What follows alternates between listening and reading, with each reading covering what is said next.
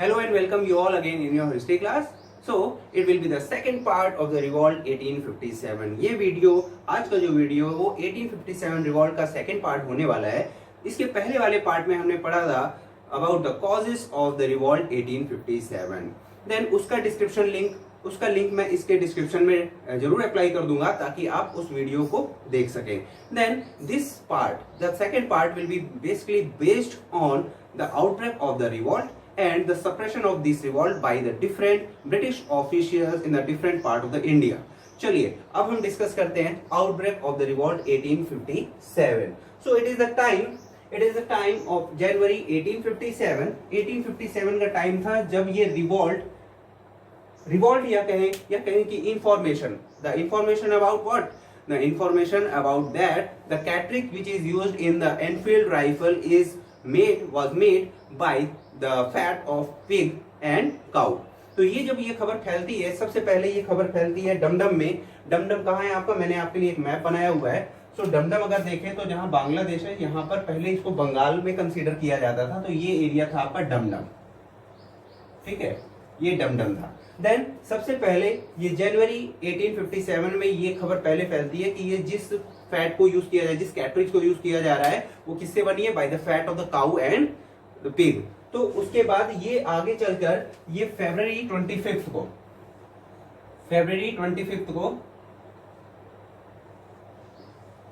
ये आपकी बहरामपुर पहुंचती है. ठीक है, यही इंफॉर्मेशन की कैटरिज में फैट यूज हो रहा है काउ एंड पिग का, यही इंफॉर्मेशन आपकी बहरामपुर में फैलती है 25 ऑफ फरवरी 1857. देन वहां से होता हुआ ये बैरकपुर, ये यहां पर ये था आपका बहरामपुर और ये आपका बैरकपुर. देन 29 ऑफ मार्च 1857 को बैरकपुर कैंटोनमेंट में ये खबर पूरी तरीके से फैल जाती है सिपॉइज में और इंडियन सोल्जर्स में कि जिस कैटरिज का यूज एनफील्ड में राइफल में किया जा रहा है वो पिग और काऊ के फैट से बनी है. देन अब उसके बाद बैरकपुर से होती हुई यही सारी इंफॉर्मेशन आपकी मेरठ पहुंचती है.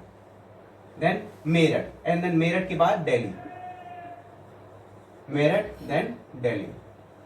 तो धीरे धीरे ये इंफॉर्मेशन फैलती चली जाती है और उसी के साथ ही ये रिवॉल्ट स्टार्ट हो जाता है.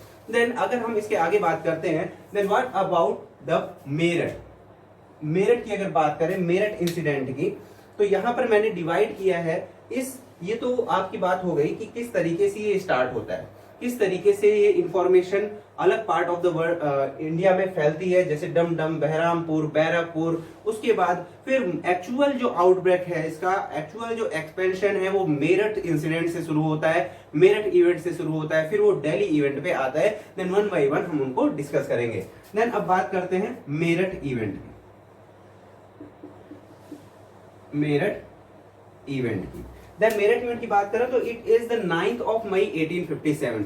ये बात है 9 मई 1857 की, जब 85 सिपॉइज इसलिए against the Britishers revolt start कर देते हैं जब 9 ऑफ मई 1857 में उनको ये बोला जाता है कि आपको इस गन का यूज करना है, कैटरिज को आपको यूज करना है. देन उन्होंने इसको करने से रिफ्यूज कर दिया. देन अबाउट दैट ब्रिटिशर्स ने क्या किया? उनको इम्प्रिजमेंट की सजा सुना दी. ठीक है, ऐसे 85 कैवलरी के रेजिमेंट्स के सिपाहियों को इन्होंने 9 ऑफ मई 1857 को सजा सुना दी 10 साल की. देन अब क्या होता है कि उनको ऊपर प्रेशराइज किया गया कि you have to use the cartridge. जब उन्होंने नहीं किया देन उनको सजा सुनाई गई. तो उसी के चलते 10 ऑफ मई 1857 में आउटब्रेक होता है रिवॉल्ट का, या यूं कहे सिपॉई म्यूटनी आउटब्रेक होती है ऑफ 10th ऑफ 9th के बाद अब 10th ऑफ मई 1857.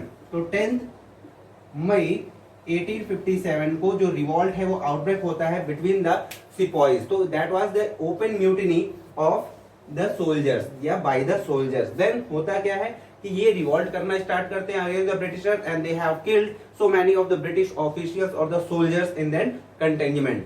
तो मेरठ कैंट में ही वो क्या करते हैं कि 10th ऑफ मई को बहुत सारे ब्रिटिश ऑफिशियल्स को मार देते हैं और उसके बाद आगे दिल्ली की तरफ जाते हैं. देन एट नाइट उन्होंने वो जो रिबेलियस सिपॉइज होते हैं म्यूटिनी स्टार्ट करने के बाद वो यमुना रिवर को क्रॉस करते हैं और पहुंच जाते हैं दिल्ली. ठीक है, और दिल्ली वो पहुंचते हैं आपके 11th ठीक है, 11 मई 1857 को वो दिल्ली के रेड फोर्ट पे, ठीक है, रेड फोर्ट दिल्ली में जाके पहुंचते हैं और आगे चलकर वो 12 मई में दिल्ली पे कंट्रोल कर लेते हैं। लेकिन अगर मेरठ इवेंट की बात करते हैं तो मैं आपको फिर से रिकॉल करता हूं, 9 मई 1857 की बात है, जब सिपॉइज को जो 85 ऐसे सिपॉइज जो इंडियन सोल्जर्स थे और कैवेलरी रेजिमेंट में थे मेरठ में, उनको जब बोला जाता है कि you have to use the cartridge जो कि इनफील्ड राइफल में यूज होती थी, देन उसको उन्होंने रिफ्यूज किया, they have refuse to do so.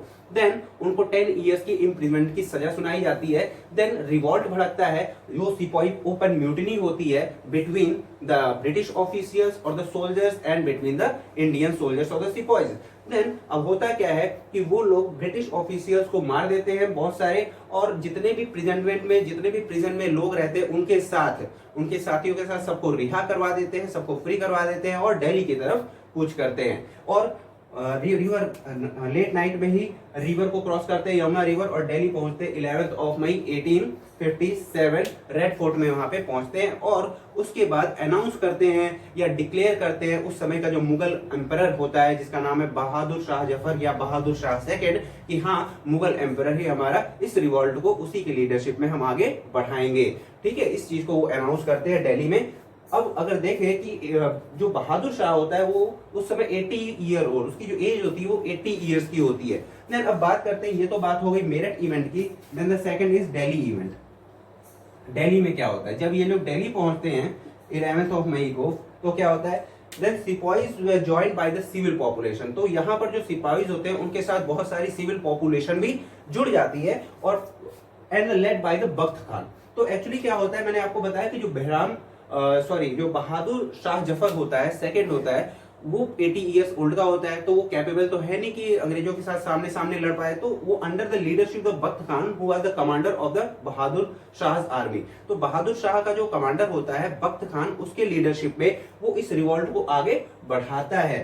Then होता क्या है, वो 12 मई 1857 में वो पूरे दिल्ली को कैप्चर कर लेता है ब्रिटिश ऑफिसर्स के against. But however the triumph was short lived। लेकिन ये जो ट्रायम्फ, ये जो उसकी जीत थी, ये बहुत ही थोड़े समय तक के लिए। देन द ब्रिटिश कंटेनमेंट, तो एक ब्रिटिश कंटेनमेंट आता है एंड सोल्जर्स का बाय द निकोलस। ठीक है, किसकी, जॉन निकोलस ने क्या किया, कुछ एक कंटेनमेंट के सोल्जर्स को, यूरोपियन सोल्जर्स को लेकर आता है और उसके बाद फिर से दिल्ली को रिकैप्चर्ड कर लेता है। ठीक है, देन यहाँ पर जो बख्त खान और उसके बाद जो उसका रिवॉल्ट होता है सिपाहीज का, उसको वहीं पर सप्रेस कर दिया जाता है। ठीक है, देन अगर देखें थोड़ी सी इसकी जानकारी लेते हैं, तो निकोलस पहले आता है, लेकिन इस रिवॉल्ट में, इस म्यूटिनी में वो मारा जाता है और आगे जाकर हडसन रिकैप्चर करता है दिल्ली को। देन बहादुर शाह उस समय क्या होता है कि हुमायूं का जो टॉम है उसमें जाके छुपा होता है। देन उससे क्या होता है, उसकी जो वाइफ होती है बेगम जीनत महल, एंड उसको कहा, बर्मा यानी म्यांमार जिसको हम जानते हैं, रंगून इन बर्मा एग्जाइल कर दिया जाता है, और जहां पे आगे जाकर उसको वो 1862 में उसकी डेथ हो जाती है। चलिए, तो ये बात थी मेरठ इवेंट की और दिल्ली इवेंट की। अब मैं आपको बताऊंगा कि किस तरीके से रिवॉल्ट को किस जगह पर, यानी डिफरेंट, अगर आप देखें तो एक मैंने मैप बनाया है कि किस किस जगह पे, जैसे कुछ जो मेजर आपके एरियाज होते हैं जहां पे रिवॉल्ट आउटब्रेक होता है, जैसे दिल्ली हो गया, देन ग्वालियर हो गया, झांसी हो गया, पटना हो गया, जगदीशपुर हो गया। ठीक है, ये कुछ ऐसे एरियाज थे, इलाहाबाद हो गया, बरेली हो गया। ठीक है, तो ऐसे कुछ एरियाज थे जहां पे रिवॉल्ट आउटब्रेक होता है, और उनको किसने लीडरशिप प्रोवाइड किया और किस तरीके से उसको किसने सप्रेस किया, उसको हम एक चार्ट के थ्रू समझेंगे। Now let's have a look on the rebels who revolted or who led the revolt 1857 in the different part of the India. So I have divided it into the tables, that is the regions where the rebellions have took place, and the rebels who lead the revolt, and the suppression of the revolt by the British officials, and there are some of the important points related to them. So at first the Delhi. So Delhi was led by the revolt of Bahadur Shah II. Actually, Bahadur Shah II was of 80 years of old at that time. So under the leadership of the commanding officer that is known as the Bakht Khan, तो बख्त खान ने दिल्ली में बहादुर शाह के under में उस revolt को led किया and was suppressed by Nicholas. तो होता क्या है कि स्टार्टिंग में उसको सप्रेस करने के लिए दिल्ली में आपका निकोलस आता है, लेकिन निकोलस इस रिवॉल्ट में मर जाता है, म्यूटिनी में मर जाता है। तो फाइनली हडसन ने 28 सितंबर 1857 में इस दिल्ली की म्यूटिनी को, रिवॉल्ट को सप्रेस किया। ठीक है, तो अंडर इसमें जो इंपॉर्टेंट पॉइंट है कि वो बख्त खान, एक्चुअली जो लीडर होता है वो तो बहादुर शाह सेकंड होता है, बट एक्चुअली में जो आर्मी को लेड करता है रिवॉल्ट को, वो बख्त खान होता है, जो कि उसका सेनापति होता है। चलिए लखनऊ की बात करते हैं। The region of the Lucknow under the leadership of Begum Hazrat महल।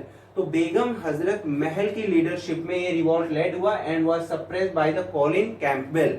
ठीक है, ऑफ 31 मार्च 1858 में। Then what is the important point कि जो बेगम हजरत महल थी उसने सरेंडर नहीं किया, she didn't surrender and went to Nepal, और वो नेपाल चली जाती है। एंड इंपॉर्टेंट चीज है कि अहमदुल्लाह, मौलवी अहमद उल्लाह ने उनकी इस रिवॉल्ट में मदद की। और आपको बता दूं कि मौलवी अहमद उल्लाह जो ऐसे रिबिलियन थे जिनके ऊपर अंग्रेजी सरकार ने 50,000 रुपए का इनाम भी रखा था। अगर बात करें बेगम हजरत महल की, तो बेगम हजरत महल नवाब वाजिद अली शाह की वाइफ थी, और नवाब वाजिद अली शाह कौन थे? अवध के नवाब थे। Then the Kanpur was led by Nana Sahib, और नाना साहिब को हम किस नाम से जानते हैं? नाना साहिब को हम जानते हैं धोंदू पंथ के नाम से, ये धोंदू पंथ के नाम से भी जाना जाता है। And he was the adopted son of Bajirao. Nana Saheb Bajirao second जो पेशवा थे उनके एडॉप्टेड सन थे, एंड उनको सप्रेस किया, उनके रिवॉल्ट को कोलिन कैंपबेल ने दिसंबर 1857 में। Then Gwalior was led by Tantia Tope, and Tantia Tope को उसका रिवॉल्ट जनरल ह्यूरोस जो कि 17 जून 1858 में उन्होंने इसको सप्रेस किया, इनके रिवॉल्ट को सप्रेस किया। एंड मान सिंह जो था उसने चीट किया, उसने विश्वासघात किया, और जिसके चलते तांतिया टोपे को आगे चलकर फांसी दे दी जाती है। देन अगर बात करते हैं एक इंपॉर्टेंट चीज की, तो तांतिया टोपे का इसमें एक और नाम था रामचंद्र पांडुरंग। अब झांसी की बात करते हैं। The revolt of the Jhansi in the Jhansi was led by Rani Lakshmibai. Rani Lakshmibai कौन थी? She was the widow of the Gangarao की विडो थी। एंड जनरल ह्यूरोज ने सप्रेस किया रिवॉल्ट को 1858 में, जून 1858 में ही इनके रिवॉल्ट को सप्रेस किया। एंड अब ये लड़ाई क्यों लड़ रही थी? रानी लक्ष्मीबाई जो थी वो अपने एडॉप्टेड, इनका जो दत्तक पुत्र था, ठीक है, दत्तक पुत्र जिसका नाम था दामोदर राव, उसको अधिकार, उसको राइट्स दिलवाने के लिए, झांसी की राइट्स दिलवाने के लिए ये रिवॉल्ट कर रही थी। देन बिहार की बात करें तो बिहार में दो जगह थी, जगदीशपुर और दूसरा पटना। तो जगदीशपुर को जो रिवॉल्ट को लेड करने वाले पर्सन का नाम था रिबेल का, उनका नाम है बाबू कुंवर सिंह। और बाबू कुंवर सिंह को का जो रिवॉल्ट था विलियम टेलर ने दिसंबर 1858 में सप्रेस किया। इनके बारे में इंपॉर्टेंट पॉइंट ये निकलकर सामने आता है कि अगर देखें तो बाबू कुंवर सिंह एक ऐसे पर्सन थे, एक ऐसे रिबिलियन थे जिन्होंने ब्रिटिशर्स के खिलाफ सबसे ज्यादा रिवॉल्ट किया और सबसे ज्यादा बार जीत हासिल की, यानी बहुत ज्यादा इनको सक्सेस मिलती है, विक्ट्रीज मिलती है अगेंस्ट द ब्रिटिशर्स। यहां तक कि देखिए बिहार के जगदीशपुर से ये कैप्चर करते करते कहां, आपके उत्तर प्रदेश के, यूपी के, आपके आजमगढ़ तक पहुंच जाते हैं। तो इनके बारे में भय होता है, ब्रिटिशर्स को बहुत ही ज्यादा डरा करते थे इनसे। देन अगर देखें तो Pir Ali was led under the Patna, तो पटना को लेड करने वाले पीर अली, इनको भी विलियम टेलर ने इनके रिवॉल्ट को सप्रेस किया, और ये सारी चीजें थी। इलाहाबाद की बात करें, कुछ और भी छोटे मोटे रिवॉल्ट थे। Allahabad was led by Liaquat Ali and suppressed by Colonel Neill in 1858। Also in Bareilly Khan Bahadur Khan के अंडर में लेड हुआ, विंसेंट आयर ने इसको सप्रेस किया। Also Gorakhpur Gajadhar Singh, Mathura Devi Singh, Rajasthan Jaidayal and Hardayal. So these are the rebellions और the leaders who led the revolt in the different part of the northern, central and India. ठीक है, और उसके बाद suppress by the different British officials and having some important points. Then I have just executed for you that in a tabular form, so you can take the screenshot now. So it is easy to learn about them. ये बहुत ही ज्यादा easy हो जाता है कि आप आसानी से इसको पढ़ सके, इसीलिए टेबुलर फॉर्म में मैं इसको किया। Dear students, it's all about today's session. I'll be coming back some more about 1857 in our later videos. In the later videos, we'll be discussing about the consequences and the failure of the revolt 1857। Then कौन कौन से responsible causes होते हैं 1857 revolt के failure के, और उसके आगे आने वाले कॉन्सिक्वेंसेस कौन से होते हैं, इसको हम आगे आने वाली वीडियो में देखेंगे और पढ़ेंगे। चलिए ठीक है, till then take care and bye bye.